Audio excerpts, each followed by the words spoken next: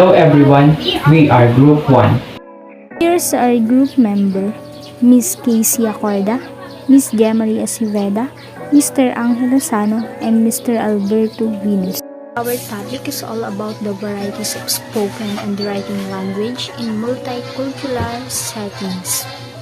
And there are two varieties of language. We have written language and spoken language.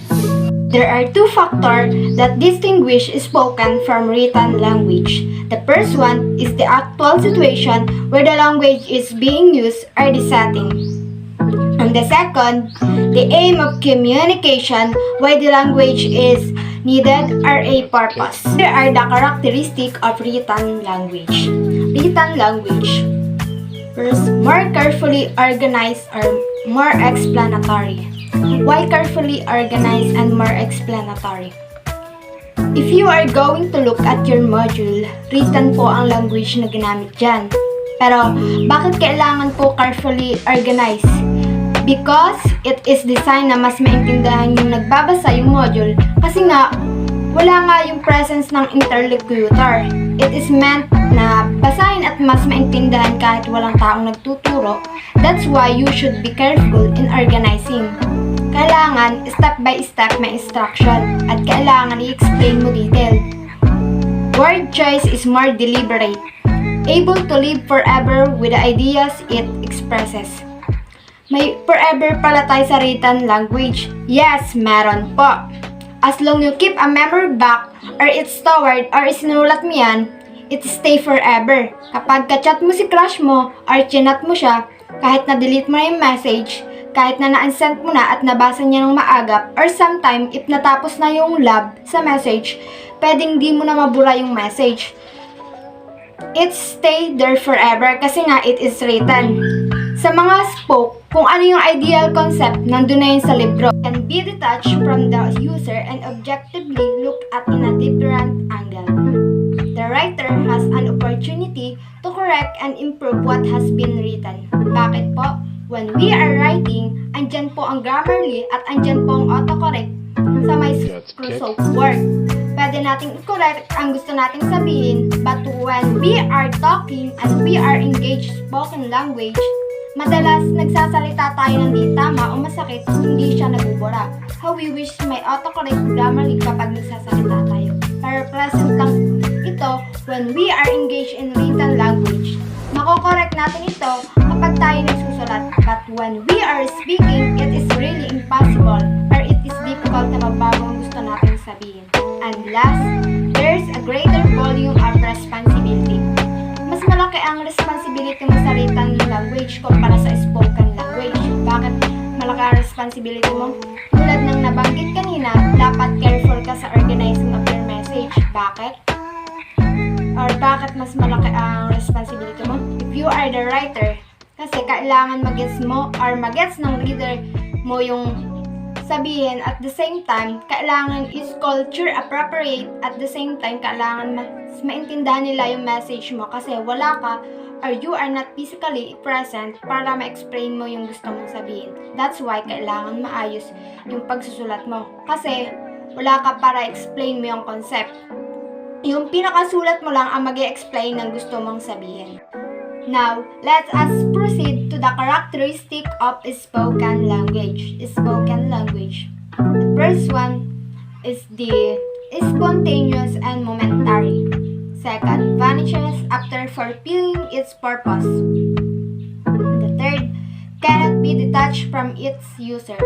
Sa spoken language naman po, andyan po ang physical appearance ng communicator.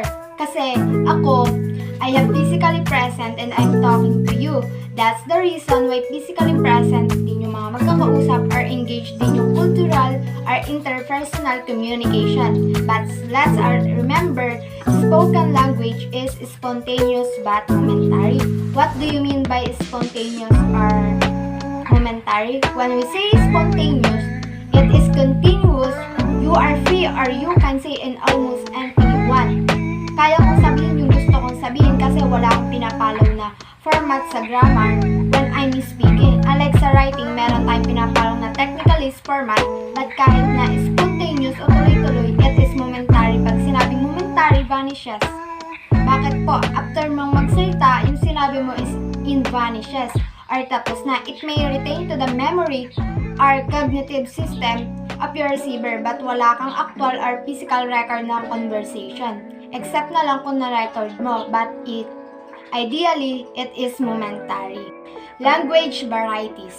Language is a tool for people to communicate verbally or non-verbally through spoken and written forms. It is constructed through the use of words in a structured or conventional way.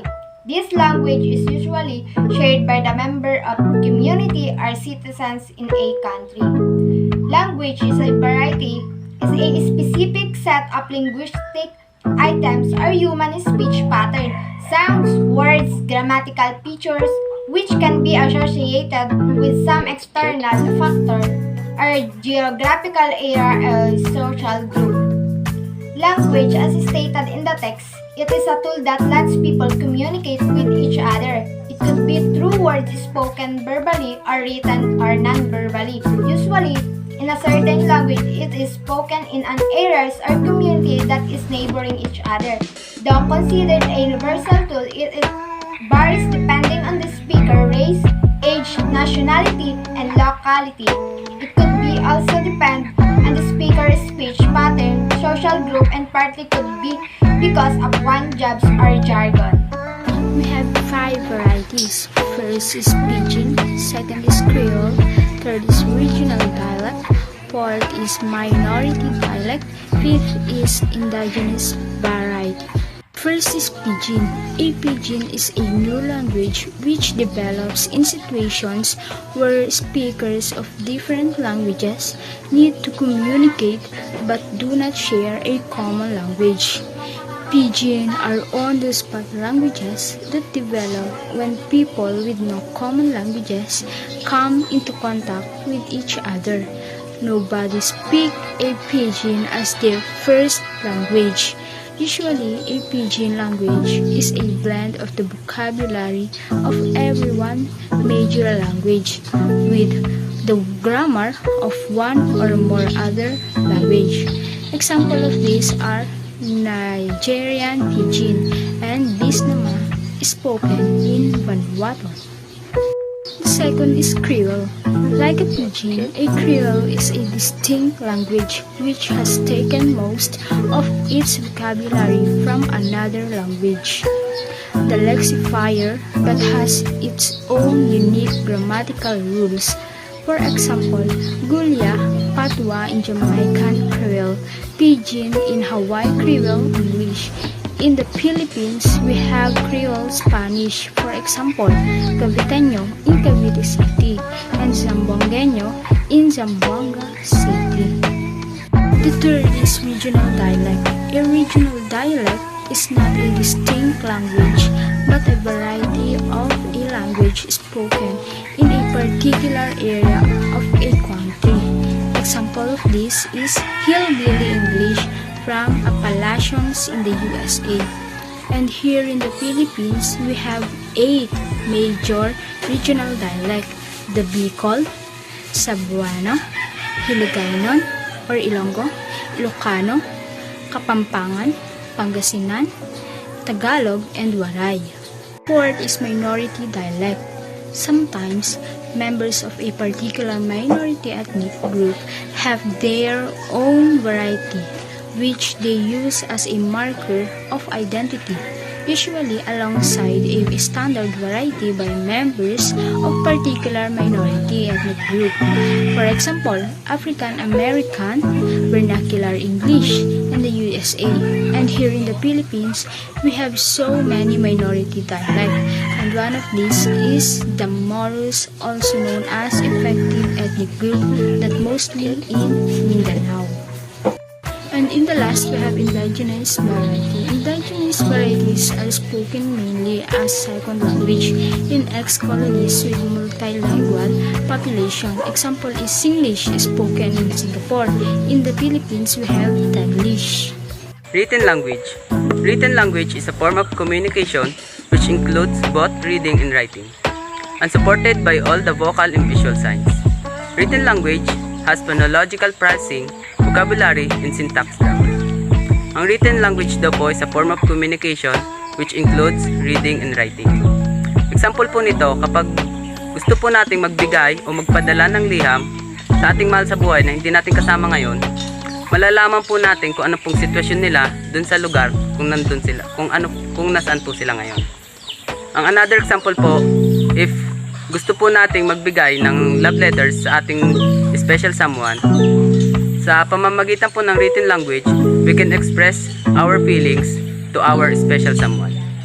Functions of written language: to keep records, to trade with property and owning and taxation, to study mathematical, scientific, and astronomical knowledge, to perform ceremonial and religious activities, to appreciate literatures.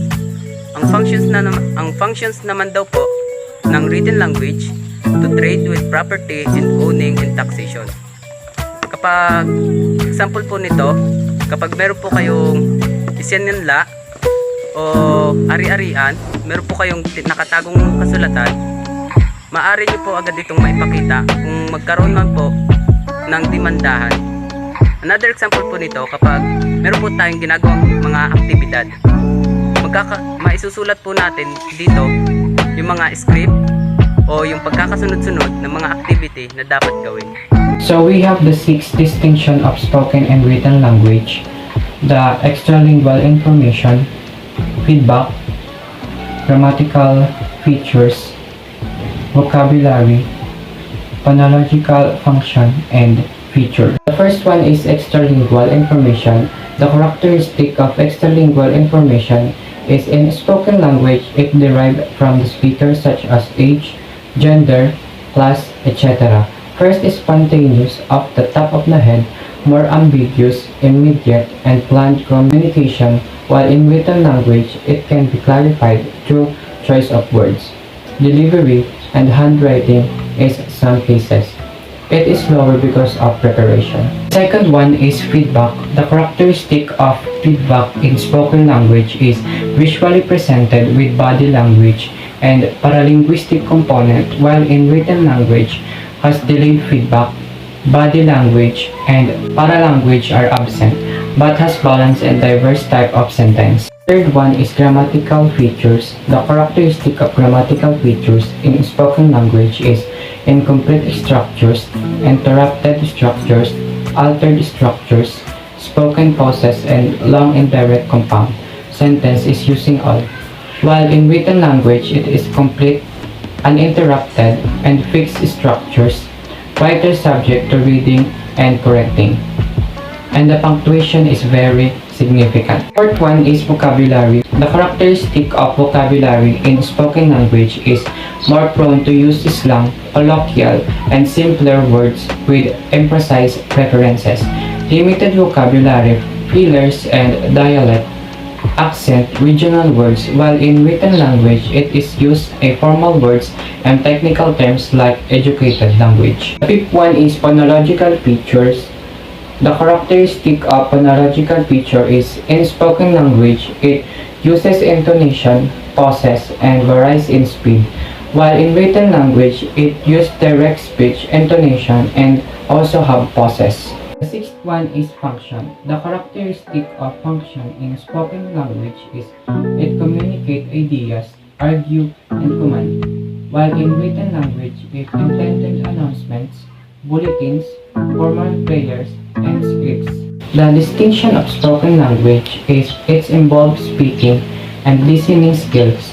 The importance of this language help us express our feelings and thoughts.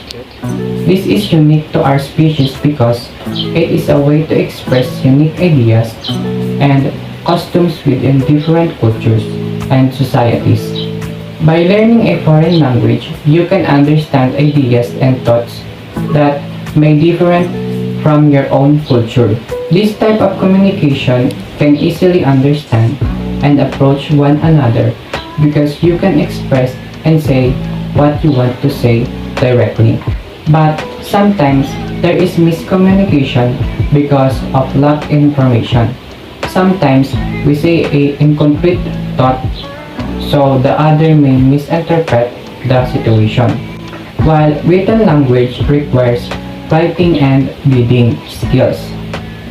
The spoken language uses tone and pitch to improve understanding. Written language can only use layout and punctuation. This is the type of communication in a different way of high creativity and arts.